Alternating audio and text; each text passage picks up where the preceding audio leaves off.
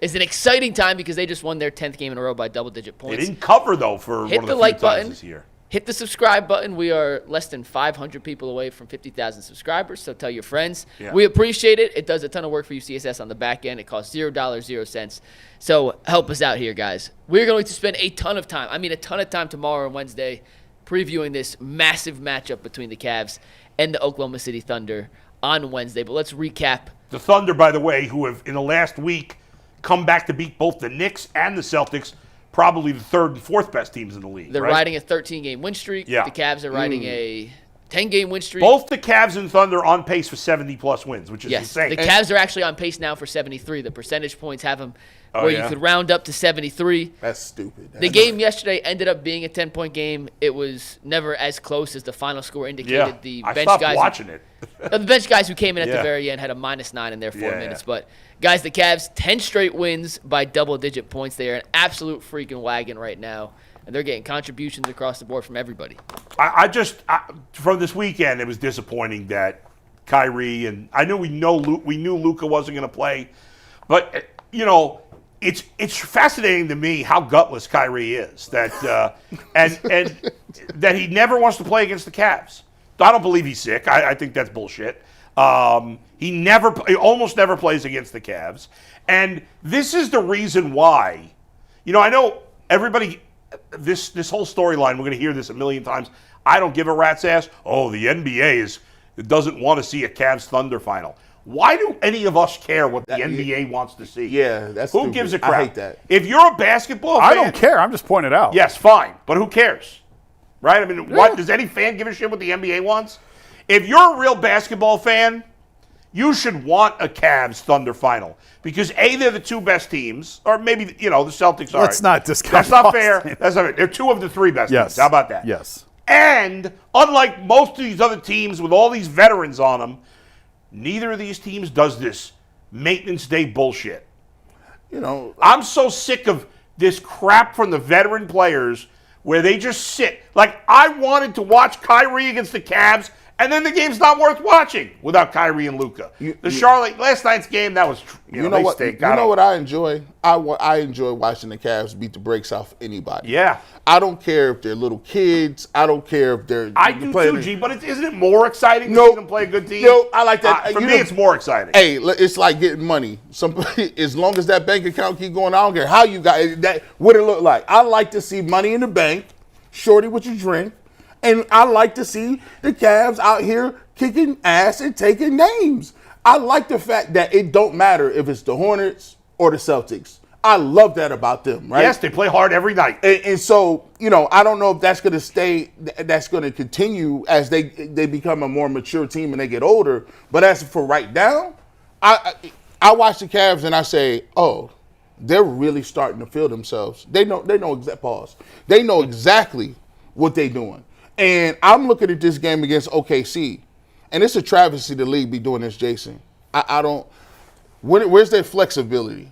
Like, is this OKC game going to even be on national TV? It is, yeah. It is, yes. Both OKC games are. It better be on national TV. It is. Because, for them not to be on Christmas Day was ridiculous.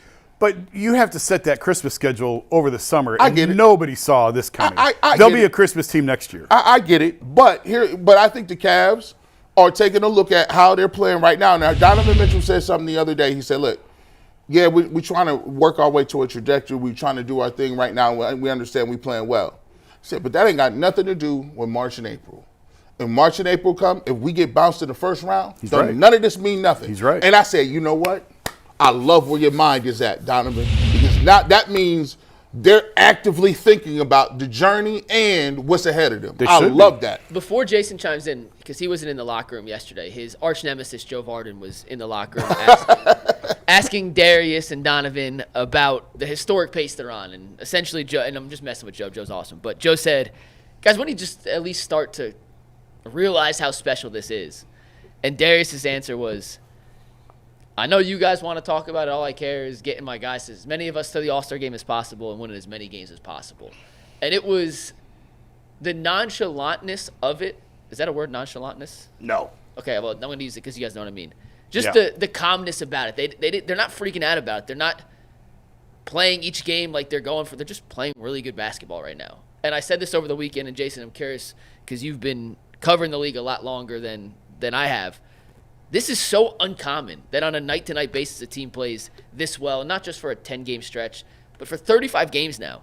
They've played one game you can look at and say they didn't really play that well, and maybe not. And that was the Miami game. The South Beach flu is real. But night in and night out, this team's playing elite-level basketball offensively and really high-level basketball defensively, and that consistency is just not common. I don't know that I've ever seen it, because when the Warriors did this, they won the championship the year before. Mm-hmm. So they had a championship that springboarded them into this. Mm-hmm. I haven't looked at other teams that have been like on this type of win pace to see what their year was the year prior, but you don't go from even a second-round playoff team and a pretty good team to freaking 70. This is insane, the pace that they're on. When the Cavs won 66, they had LeBron, the best player in the league.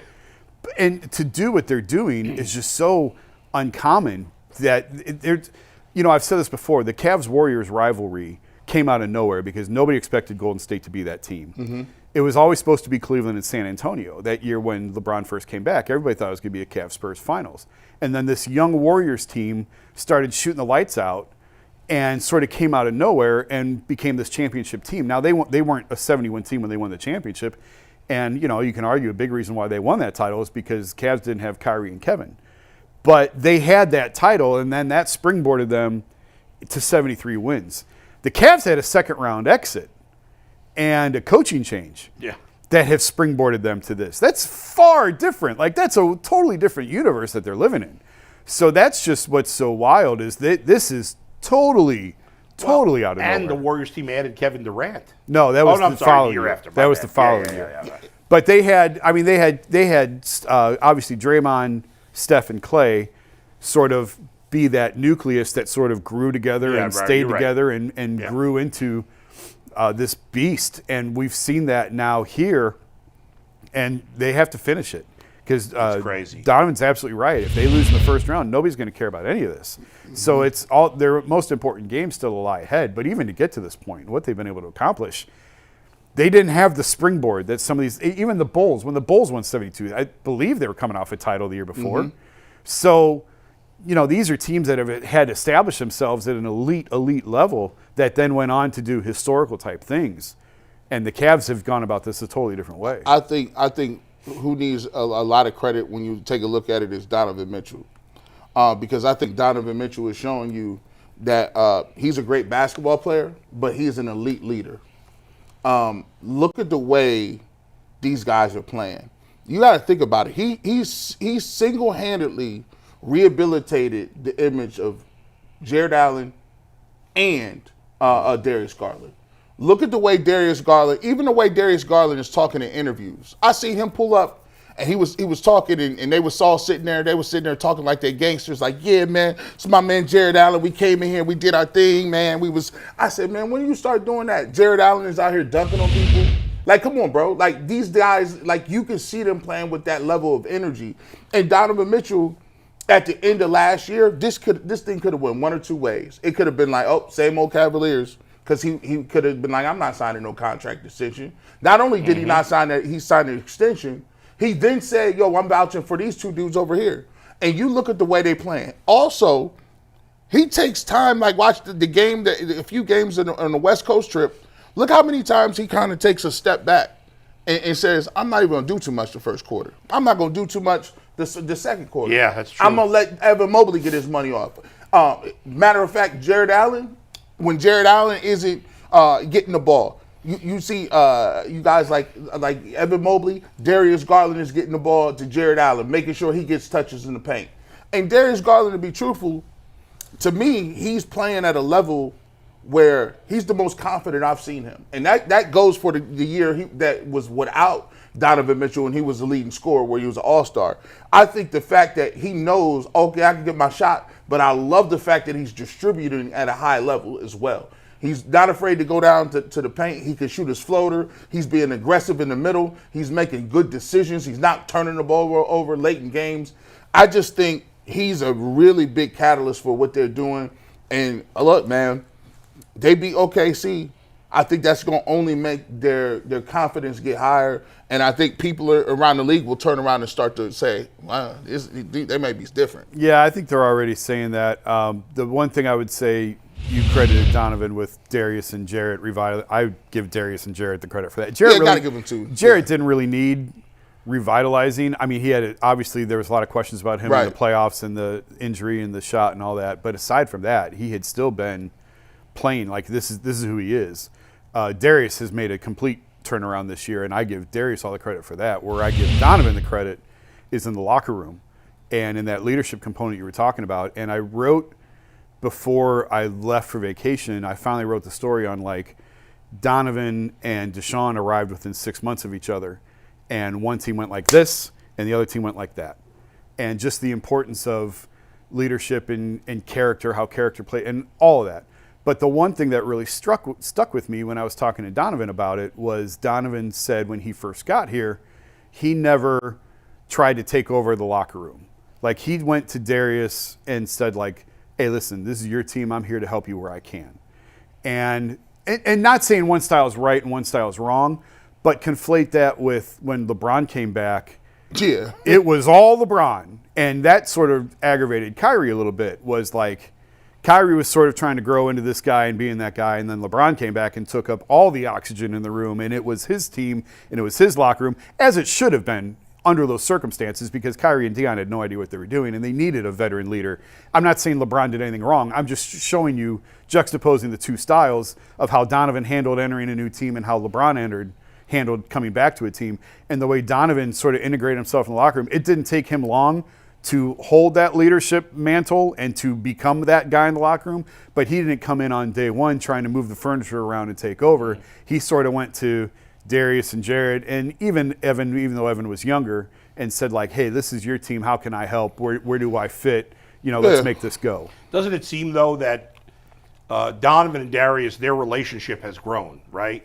There were times where it seemed like maybe they... I think Darius has matured a lot that's huge this year.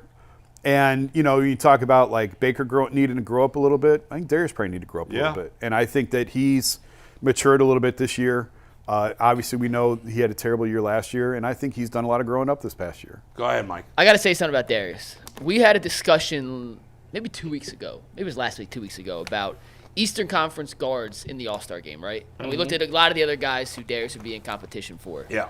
And I said at the time, the Cavs are going to get 2 All-Stars. Darius is having an All-Star caliber-worthy season. He's playing at an All-Star level. I just thought because of some of the other guys putting up numbers and just the way it all divvies up. Meaningless numbers.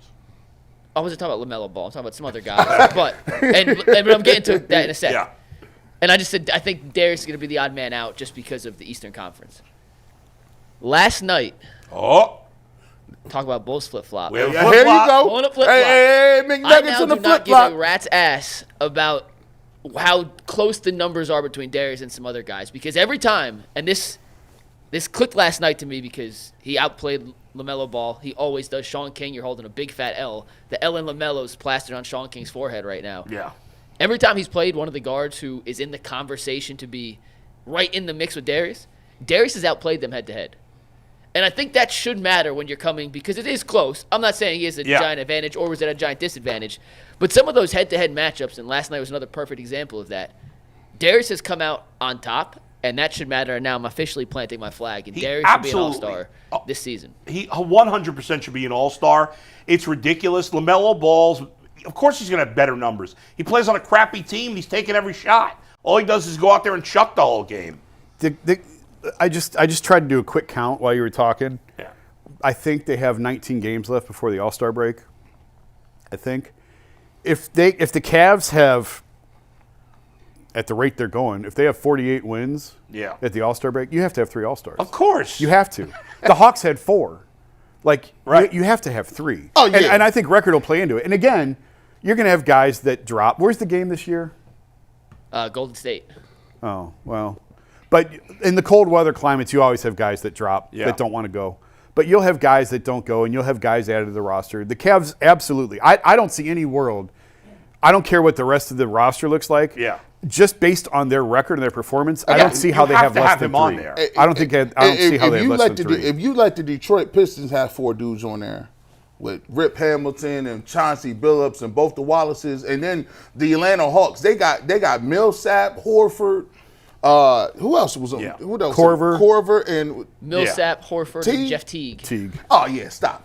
Yeah, we need Darius 3. Garland's an all-star. There's no need doubt 3. about it. I need And if 3. they put guys who put up meaningless stats ahead of him, that's a joke. Well, if LaMelo gets in, it'll be because of the fan vote. Oh, he's starting. Yeah, I mean- Well, his fan, he's like top 5 in fan voting. That guy's No, he's that number guy has 1, no G. interest in winning. Well, I mean, you see how I hedged my bet, McNutt. Would you trade Darius Garland for LaMelo Ball? Not a chance. Not a chance. Okay, so there you go.